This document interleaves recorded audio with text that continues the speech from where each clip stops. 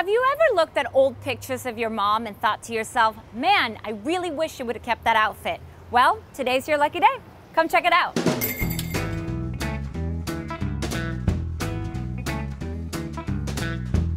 So I'm here with Lexi, the owner of Antoinette. Where does the name come from and what is so special about this store that's different from all the other vintage stores in the area? Well, Antoinette is named after my mom. Antoinette was in fashion in the 1950s. She worked for a French hat designer, Lily Dachet. Actually, she was famous for her turban hats.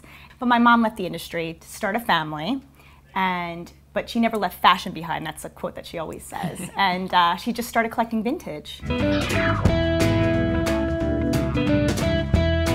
Lexi, tell me about the idea of how this shop came to be about. I mean, your mom just kept all her clothes? I've loved the industry my whole life, being in retail from the time I turned 16, so I knew I wanted to open a store one day. Did I think it would be vintage? No, but my mom kept pressuring me to, we have this collection in the attic, you gotta do it. Right, but I mean, my mom, if she would have had her clothes in the attic, I would have been going through it a long time before that. I mean, did you ever go in there and take out pieces and wear them? Oh, absolutely. I mean, as a kid, even as a small kid, my nieces and my nephews would go up there and play dress up. I rebelled. I kind of was like, oh my God, my mother is a hoarder.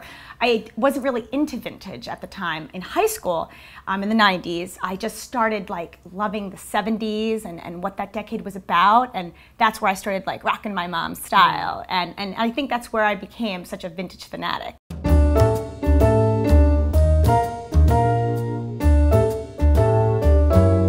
Lexi, I mean, you're pretty much sitting on gold at your mom's attic because it's like a fashion time capsule. Yeah, absolutely. I mean, there's so much up in the attic. And when I first opened the store, it was mostly 100% of her stuff, whether it was clothes, accessories, and jewelry. Now, within the last year or so, we've actually had to dabble into some of her friends who are actually vintage dealers, because we get a lot of requests now from costume designers or product developers that come in from other private label kind of stores that they're looking for certain themes or errors. Yeah. So if we don't have it, we'll go find it for them. We're not just another vintage store. We try to be on trend, and I think that's what kind of maybe separates us from the rest. It's we just don't have one decade.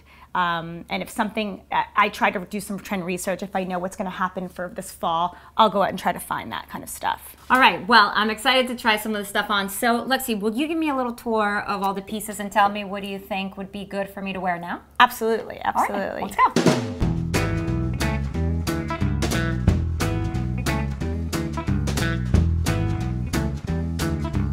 I'm in love with this piece. This is actually one of my grandmother's pieces. This is from the 60s. That is so cute. Isn't amazing? Great trend, early 90s, this great little stripe. Yeah. This was my sister Mona's. This is my mother's jumpsuit, a little cotton jumpsuit. I can't. That is amazing. Isn't that amazing? Let's go try these on because I'm so excited. All right, let's go.